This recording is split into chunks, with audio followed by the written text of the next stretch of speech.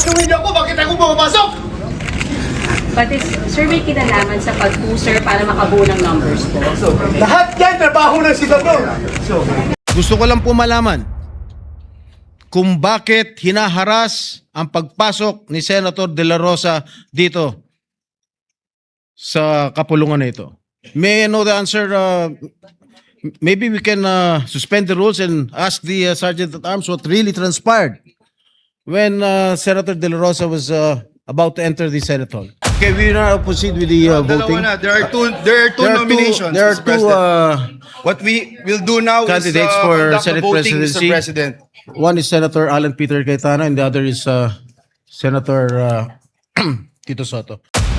Ito nga ho ating pag-uusapan mga ka-reaction update page at dumalo na ho itong si Senator Bato dyan sa Senado kung saan nagkabotohan, nagkapalitan na rin ho ng liderato kasi dito mga ka-update na kick out na ho itong si School Bukol si Itbulaga dyan bilang Senate President. Sino hong pumalit sa kanya mga ka-update? Walang iba ho kundi nga itong si SP Alan Peter Cayetano. Kaya mga kabitan, nakikita na ho natin dyan sa Senado at dyan sa Kongreso, panigurado at panigurado, magkakabaguhan na, magkakaalaman na ho at magkakatuwiran na hindi ho lahat papabor dito sa administrasyon. Kasi dito sa pagiging SP netong si School Bukol mga kabit, nakita naman ho natin kung paano niya protektahan ito nga mga magnanakaw, yung mga kurap, yung mga gumagamit ng white powder. Diba? Kaya mga bit, wala ho tayong pahahabain na intro dito. Kung bago lang ho kayo sa ating channel, isang like, isang share, isang subscribe lamang ho. Malaking tulong na yun. React pa na ho tayo. Pakinggan ho natin ito nga mga pasabog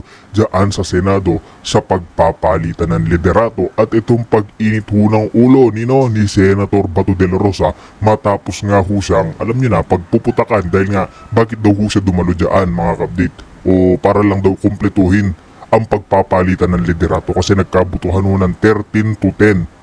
13 ho sa minority mga kabdit na pinili ho si Senator Alan Cayetano. Ay mabit, rekta na ho tayo. Senator Jinggoy Estrada as the temporary presiding officer. Any objection? There being none, the motion of Senator Amy Marcos is hereby approved.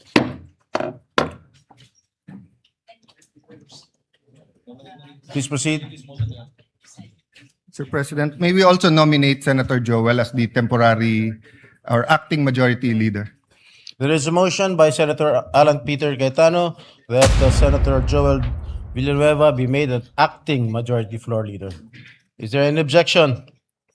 There being none, the motion is approved. Mr. President, there was a nomination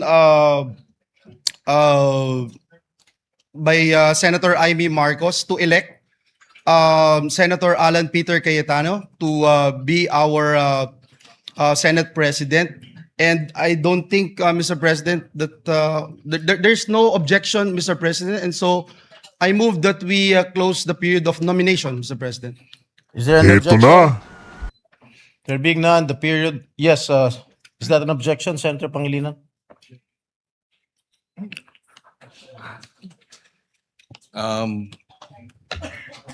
We do not object because we do not have the numbers, but we would like to manifest our serious reservations, Mr. President, for the record.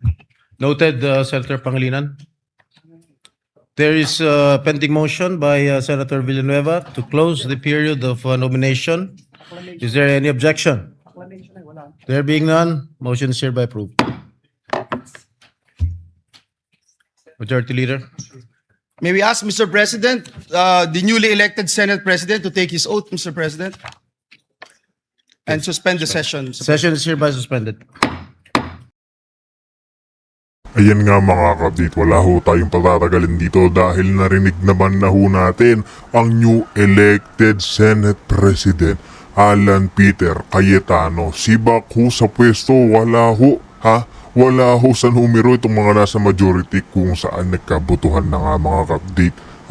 13 votes po para dito kay Senator Alan Cayetano at 13 votes na masibak ho sa pagiging Senate President. Ito nga si School Bukol, kaya mga kabdit, panigurado at panigurado, medyo matutuwid na ng kaunti-unti itong Senado dahil Alam naman na ho natin ito si Iskul Bocol kung paano niya ho pagtakpan yung kabalbalan dyan sa Senado, dyan sa Kongreso, pa si Kongreso kasi mga kabdik, dinadawit ho nila. Alam naman po natin kung sino yung pinoprotektahan nila. Sino nga ba? Walang iba si Martin Luther King at yung presidenteng Ngagba. Diba? O dito mga kabdik, magpapantay na ho. Magkakaroon ho ulit ng pag-asa, bagong buhay ang mga Pilipino sa papalapit na pagkakapalitan. Pagka take oath neto nga si Senator Alan Cayetano bilang bagong Senate President. Nga din, pagpatuloy lang ho natin ito.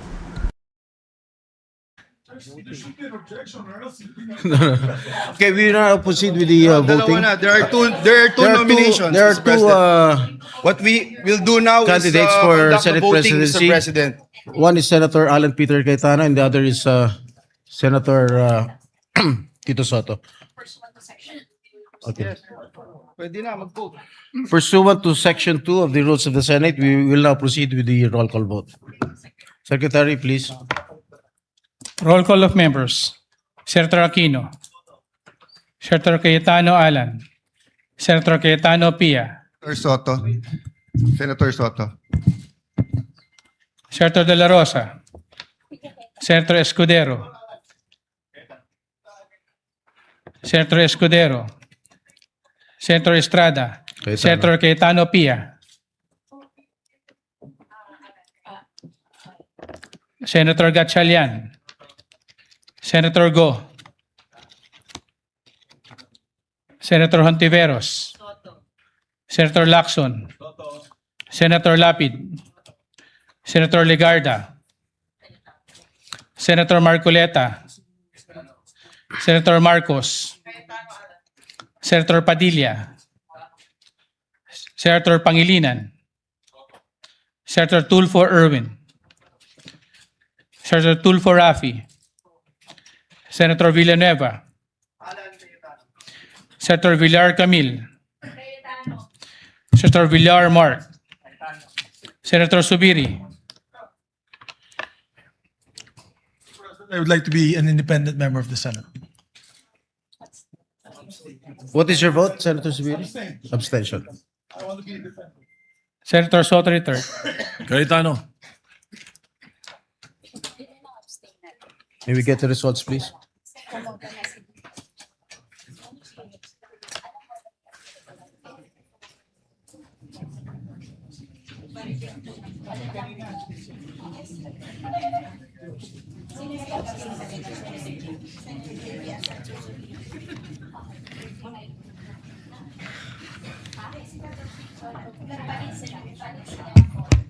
$13.92. $13.92. With 13 votes for Senator Alan Peter Cayetano and 9 votes for Senator Tito Soto and 2 abstention, Senator Cayetano is hereby elected as the new Senate President.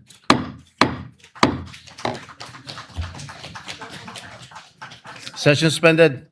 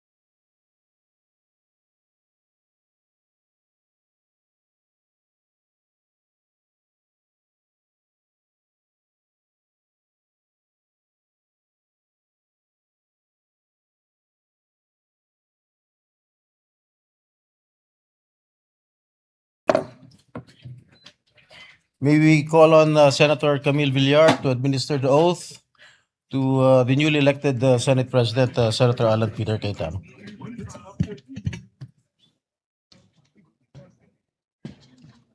Dito para yung flag daw. Sila ate. Yeah. Yeah.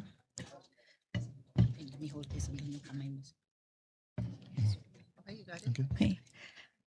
Oath of office. I state your full name, I, Alan Peter Shram Cayetano, having been elected to the position of Senate President, having been elected to the position of Senate President, do hereby solemnly swear do hereby solemnly swear that I will well and faithfully discharge, that I will well and faithfully discharge, to the best of my ability, to the best of my ability, the duties of my present position the duties of my present position, and of all others I may hereafter hold, and of all others I may hereafter hold, under the Republic of the Philippines. under the Republic of the Philippines, That I will support and defend the Constitution of the Philippines, that I will uphold and support, that I will support and defend the Constitution of the Philippines, that I will obey the laws, legal orders, and decrees that I will obey the laws, legal orders, and decrees promulgated by the duly constituted authorities, promulgated by the duly constituted authorities, and maintain true faith and allegiance and maintain true faith and allegiance to the Republic of the Philippines, to the Republic of the Philippines,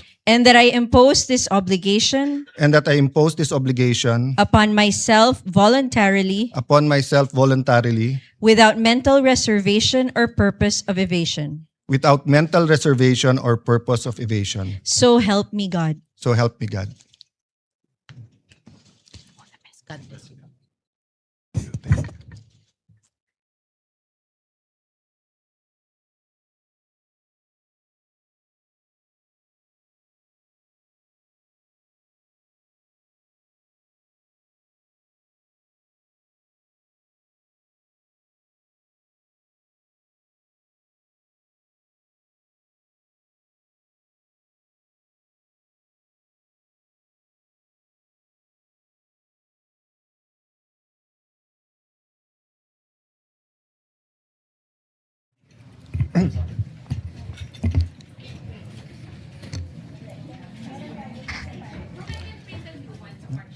For I know the plans I have for you, plans to prosper you and not to harm you, plans to give you hope in a future. Yan po ang nasa Jeremiah 29:11 na naging isa sa core na paniniwala ng aking pagkatao at pananampalataya. Gusto ko po si Propetang Jeremiah dahil siya po ay nirerespeto at pinaniniwalaan ng Muslim, Hudyo at Kristiyano. Sa mundo ngayon na in crisis, buong mundo na in crisis because of the US-Iran-Israel war, napakahirap minsan paniwalaan na may magandang plano. But I'm always reminded that though people may be liars, God never lies. Though we may be weak, He is strong. But we are reminded that if He has a plan, we have to do the right thing. So let me be explicit. Our job together, my job, is to serve you, dear senators, to serve this nation, to serve God above all, and to do what is right. Napakahirap kung tutuusin po ang dinadaanan ng henerasyon na to. Kagabi po, kausap ko po ang pamangkin ni Senator Jinggoy, anak po ni Jackie, si Manu. Nakita po niya ako ng 2006 or 2007 or 2008 nung binisita ko ang kanyang lolo. At sabi ko sa kanya, grabe pala pinagdaanan ng generation nyo. During Duterte's time, depending on your lens, it was a human rights crisis. If you're pro-Duterte, it's a crisis of drugs, where illegal drugs did not only steal lives, did not only steal dreams, but it wrecked communities. It wrecked our government. Of course, if you are from the anti-Duterte lens, the human rights crisis was in the extrajudicial killings. But after enjoying almost 9 years of unprecedented economic prosperity during the Aquino time to the Duterte time, inabot po tayo ng pandemic. So from the human rights crisis to a health pandemic crisis. Naglilift pa lang ang COVID, nangyari na po ang Ukraine-Russia conflict. Sa mundo na mga kabataan na to ay naniniwalang hindi na posible ang World War III, ay suddenly may major conflict in the West. And then you fast forward. The crisis of the Philippines when it comes to corruption and flood control. The biggest corruption scandal in our country. Hindi pa ho tapos yan, nangyari yung Iran, US, Israel. And then, our young people have to face the prospect of a changing world through AI. And while we are worrying, leaders around the world in Canada, India, US, Australia are excited of AI. They said that it will bring in a new wave of millionaires, billionaires. It will bring in high-quality jobs. Pero tayo po ba'y naghahanda na? We might not feel the crisis here in the session hall. But our people, may it be the Grab drivers, the tricycle drivers, jeepney drivers, yung maliliit na kalendriya, yung mga beneficiaries ng 4Ps, ramdam na nila. So nung kinamayan po ako ng former Senate President Zubiri, sabi niya, hindi siya naiinggit sa trabaho dahil mahirap po ito. But I take a step forward, my dear colleagues, and offer myself to serve you. Just as Senate President Soto said, that he is here to serve everyone, not only the majority, not only the minority. I am here to respect the President, the office of the President, the Vice President, the office of the Vice President, the House of Representatives, and each one of you. In every crisis, there are big winners and there are big losers. Unfortunately, it is the poorest of the poor who is always the losers. So I urge all of you, let's unite, let's discuss. Before us might be the impeachment, let it make it very clear. May mga lumabas sa news and hindi ko kayo sinisisi kung sinasabi nyo sa news na ang pagpalit ng leadership ay tungkol sa impeachment. Hindi po. The impeachment is enshrined in the Constitution. The Bible says, the truth shall set us free. We want to be free from poverty. We want to be free from corruption. We want to be free from a government that is busy fighting its own people or the people fighting each other. Hindi to Facebook, hindi to social media na pwedeng bawat minuto may nagbabanatan. In real life, in the non-digital life, we have to be here for each other. It doesn't mean anything if we are say we're devout Muslims or we're devout Catholics or devout evangelicals if we cannot love each other. In the Senate, we might not like each other, but I think we can work each other and we can love each other. So let me make it clear. The impeachment will be much, much more than dismissing a complaint because of political affiliation. And it's also much, much more than convicting someone without evidence. Parehong hindi pwede yun. Kailangan guided tayo by the truth, guided by evidence. But the process is as important as the result. Hindi natin pwedeng sabihin, she or he will make a bad president. Or wala na tayong maasahan dyan sa presidente, wala na tayong maasahan sa vice president, impeach na lang natin. Hindi po. The Senate is also on trial. So, dear colleagues, as we ask God to guide us and help us, I'd like to thank all of you who supported me today. I will do my job. But I'd also like to reach out to all my colleagues here today. Ngayon lang naman po tayo na may divisions dahil mabigat ang politika. Pero actually, we've worked together. And if we could only go back 20 years and then go back now, can we go back Can we go to 20 years from now? And let me tell you what I told the group last night nung nag-meeting kami. Basta't lahat ng gagawin natin, huwag tayong magsisisi. Huwag tayong gagawa ng pagsisisihan natin. So feel free to call me out if you think mali ang direction. So dear colleagues, again, thank you. God bless you. Maraming salamat sa inyong lahat. Session is suspended for a minute.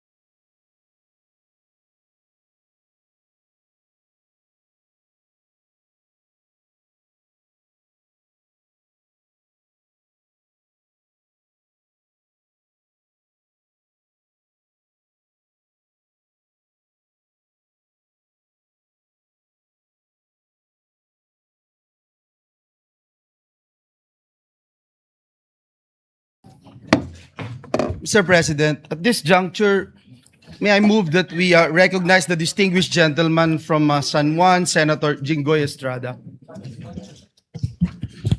Mr. President, if I may.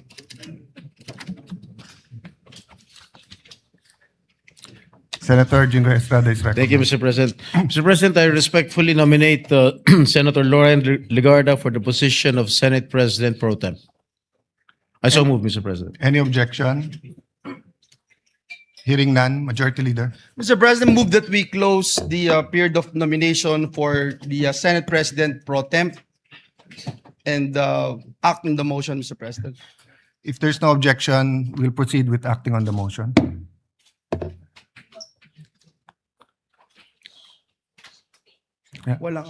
Walang na-nominate. So those in favor of electing Senator Loren as Senate President Pro Tem, please raise your right hand.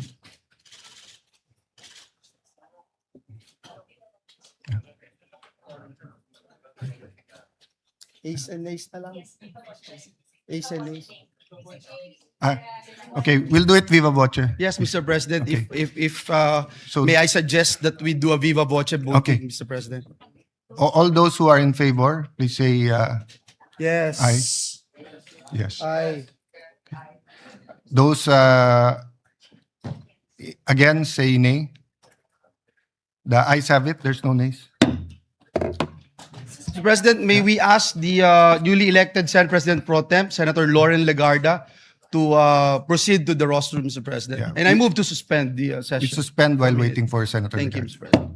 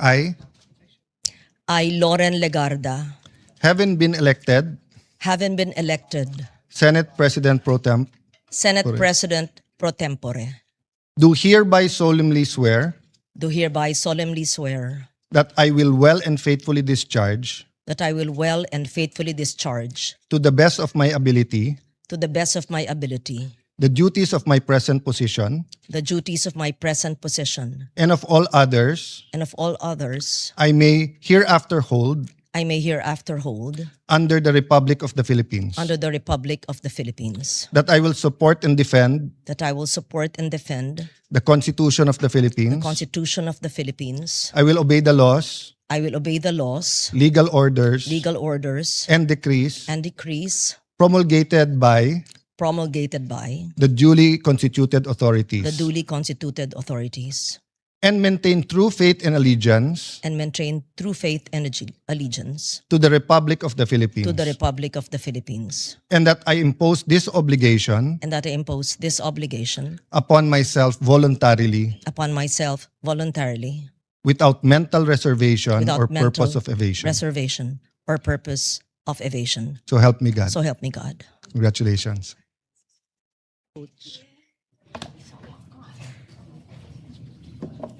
Session suspended.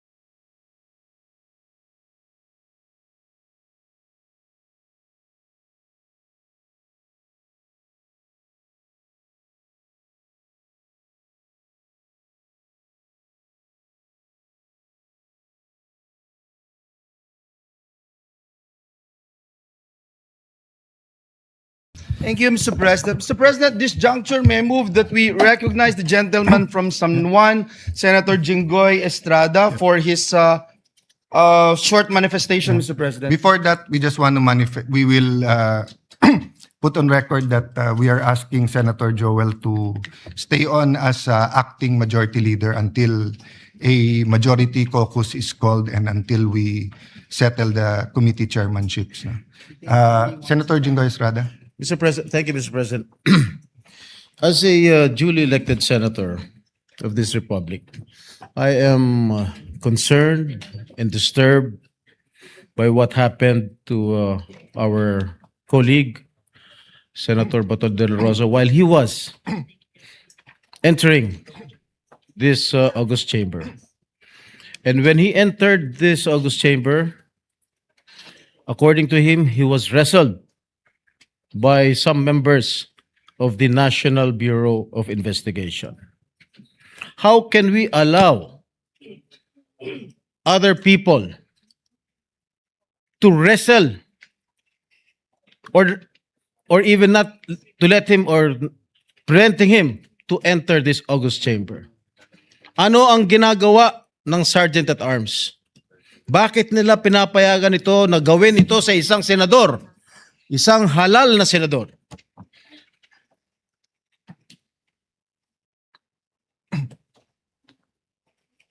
Sila, tanong ng tanong bakit hindi pumapasok si Senator De La Rosa. Ngayon at pumapasok, pinipigilan na pumasok. I am so concerned. Kahit siguro miyembro ng majority, minority, basta inabuso ng kahit sino naman ng isang halal na senador, pagtatanggol ko rin. Ngayon, gusto ko lang po malaman kung bakit hinaharas ang pagpasok ni Senator De La Rosa dito sa kapulungan na ito. May I know the answer? Maybe we can suspend the rules and ask the Sergeant at Arms what really transpired when Senator De La Rosa was about to enter the Senate Hall. Mr. President, dear colleagues, I requested the Sergeant at Arms when we were on break before you elected this representation to review the footage of the CCTV. Has it been reviewed? Yeah. So since it has been reviewed, will you be ready to answer what happened? Factually lang. Yeah. Is there any objection to suspend the rules so that we can hear directly from the Sergeant at Arms? He's ready to give a report given that he saw the CCTV footage. Yeah. With the permission of the body, if there's no Yes, objection. there's no objection. Yes. Yeah. Former Senate President. Yes.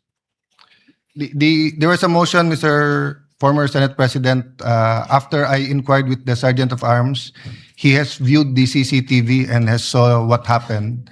So he will just tell us and give us a report if there's no objection. Well, I have reservations, Mr. President, because it has never been done in the Senate. We have not suspended the rules while in plenary just to talk to the Sergeant at Arms. We can do it after the adjournment. Why don't we do it the usual way, which is let's adjourn and then conduct a hearing of the Senate and ask the Sergeant at Arms. Well, two reasons, former Mr. President. Number one, it's also never been done that a senator being prevented to attend and being wrestled. Number two, in the past, we have suspended the rules and asked members of the executive. So actually, I don't think there are going to be interpolations of grilling or if ever it's through me. But I think it's a matter of the survival of the Senate, because if we cannot even be assured that we can come to the sessional, I also want to ask the Sergeant of Arms, is it true that there are still agents of the NBI who are in fact still inside the Senate? And what is their business here, being here? No, Yes, that is with the... your... go ahead. Go ahead. I'm Senator. sorry, sir. No, Senator Bato was just raising his hand. I was about to say, I don't think it was the Sergeant at Arms who was preventing Senator De La Rosa. It was some elements from Yes. another agency, not the Sergeant at I agree, Arms. Mr. President. That's why my statement is we will allow him to give a report based on the CCTV that he has examined as our... With your permission, Senator Soto, can we recognize Senator Bato? Yeah, sure. Before acting on your reservation. Right. Yeah, Thank you. Mr. President. As of now, Mr. President, Antonio Trillanes and some NBI operatives are still at the library, Mr. President. May I move that the Sergeant at Arms remove these people from the vicinity of the Senate? Mr. President, dear colleagues, Senator Trillanes, as a former member of the Senate, is welcome in the Senate and will of course be given due courtesy unless he has He is part of the harassment, unless Mr. he President. is part of the harassment. So Kasama niya. You gave me that Siya answer. ang nagkuha sa Yes. NBI na harangin ako dito.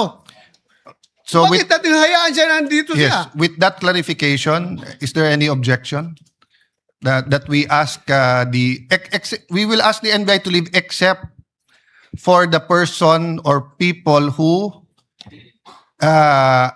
assaulted you, because in my view, our legal should bring them for inquest because they were caught flagrante delicto assaulting a senator in our premises. Yung nag-assault sa'yo, hindi dapat pakawalan. Dapat dalin sa for inquest. No? Yung kung walang kilalaman na nandito at wala silang official business dito, may motion ang Senator Bato na paalisin sila sa Senate. Is there any objection? Mr. President, Yes, Mr. President, that Senator is, Soto first. I have no objection to the motion of Senator De La Rosa. As a matter of fact, I will probably support his motion, but parliamentary rules dictate that we settle first the Yes, previous yes, motion. yes, There is a yes. pending motion Kaya hindi Yes. pwedeng patungan ng lesser Yes. motion. Thank No? you So for that let's reminder. resolve first the motion of Senator Jingo Estrada unless he wants to withdraw the motion. With Senator Pia Cayetano, is it on the same topic or a different topic? It's a continuation of the removal of the person. So I can wait until Yes, this let's motion is act resolved. first on that. Senator Estrada, may I ask if you can withdraw because I think mas urgent na umalis na muna yung mga NBI. Then we can have a short huddle with the Sergeant at Arms whether we will ask him to report here officially. Mr. President, Yes. if I may, Yes. sana bago sila paalisin, i-identify muna natin yung mga Exactly. nagharang sa akin at i-inquest natin. Yes. Papailan natin ng kaso bago sila paalisin dito lahat. Dahil para tayong king queen dito. Yes. Inassault na tayo dito sa ating opisina. Tapos walang mangyayari. Paalisin lang natin. We have to arrest them. Let me clarify, Senator Bato. That's my point a while ago. Papaalisin yung mga walang kilalaman sa pag-assault sa'yo. And that is not limited to those who threw punches or wrestled you. Meaning, if they are in conspiracy together in trying to prevent you from attending the session, Trillanes is involved, Mr. President. then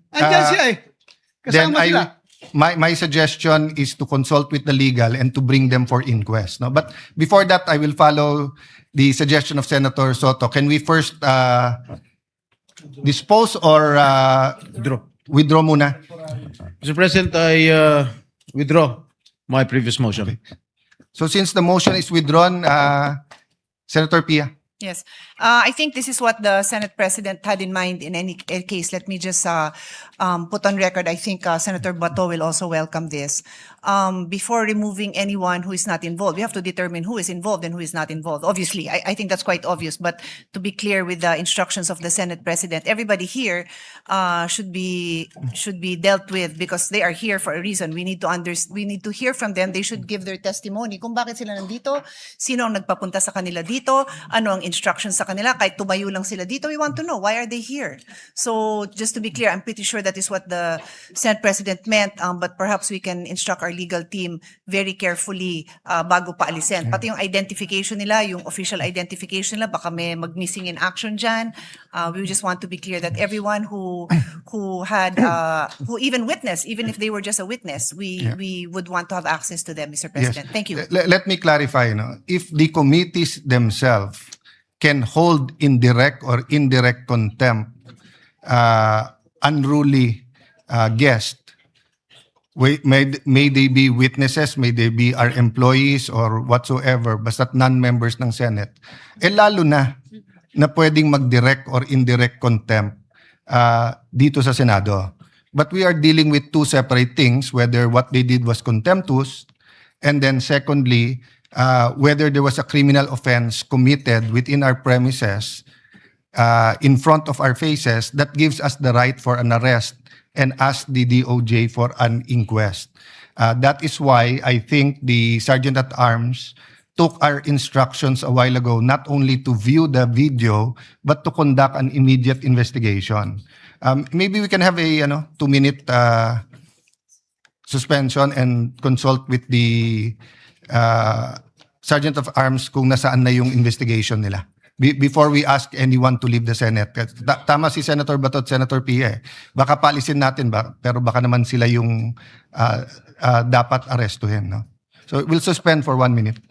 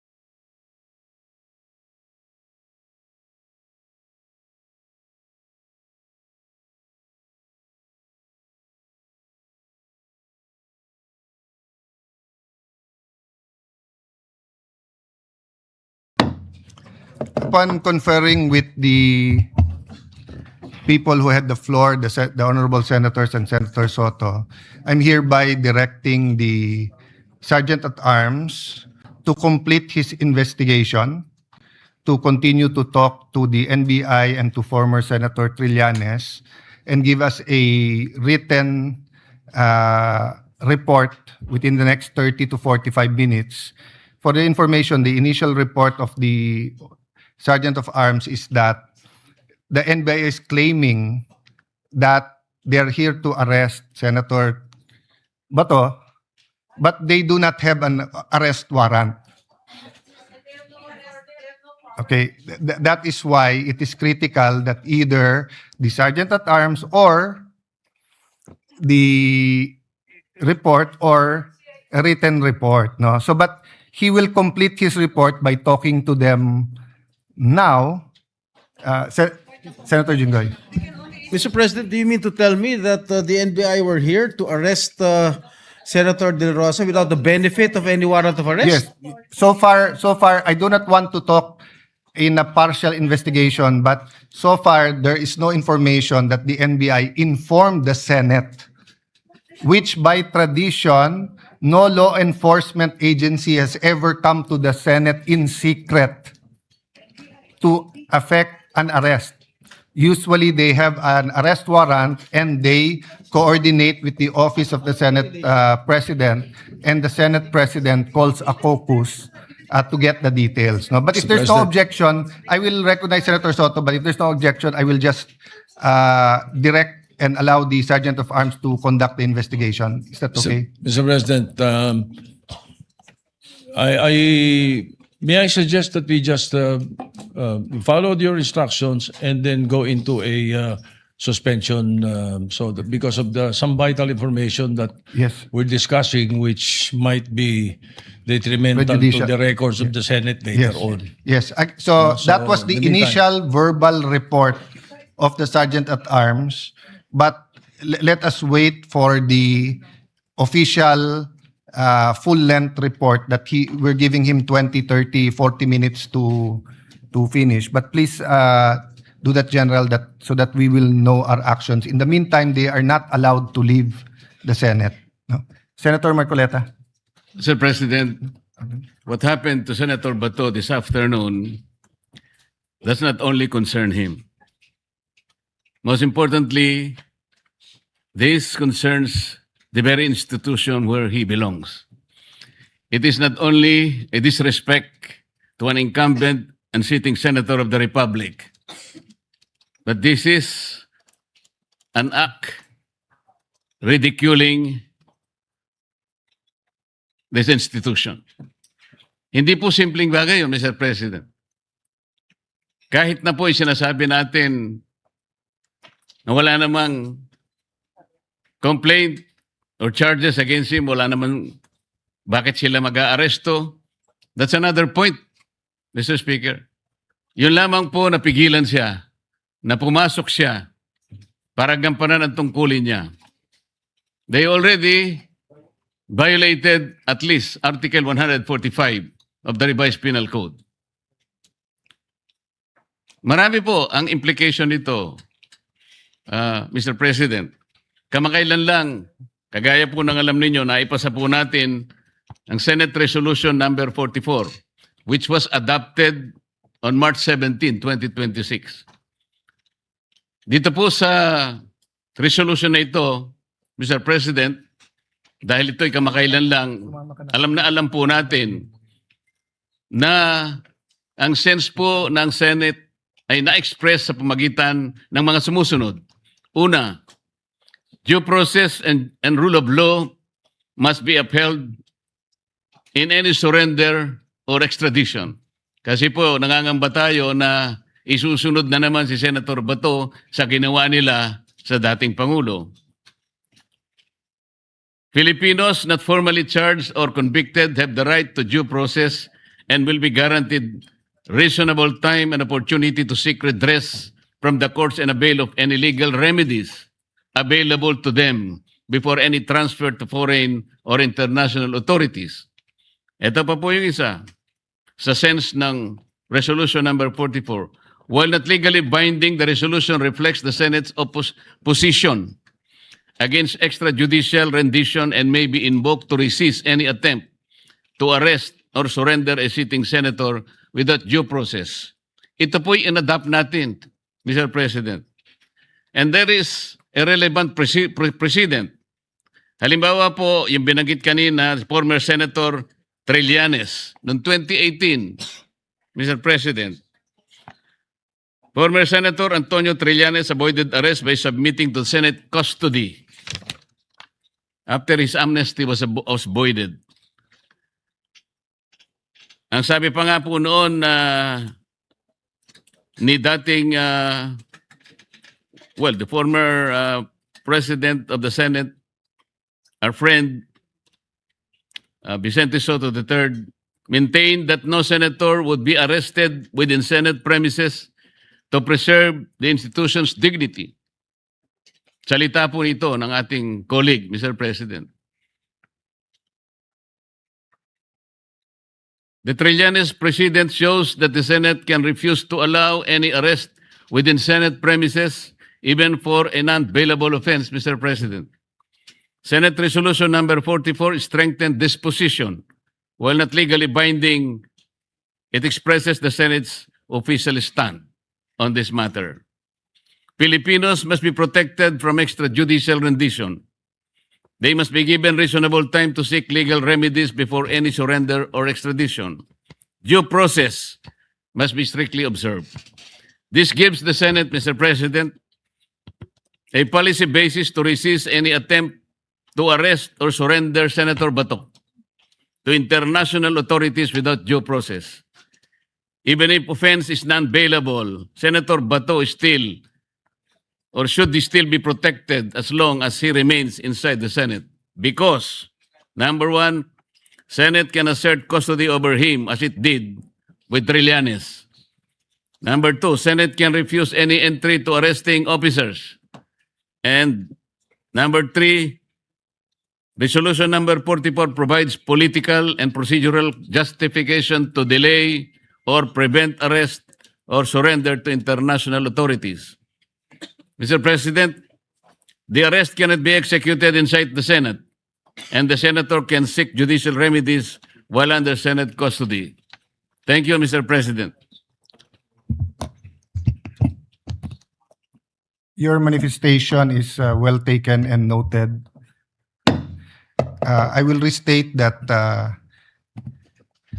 any government entity or any body, even judicial and quasi-judicial legislative bodies, their existence, of course, is always a priority.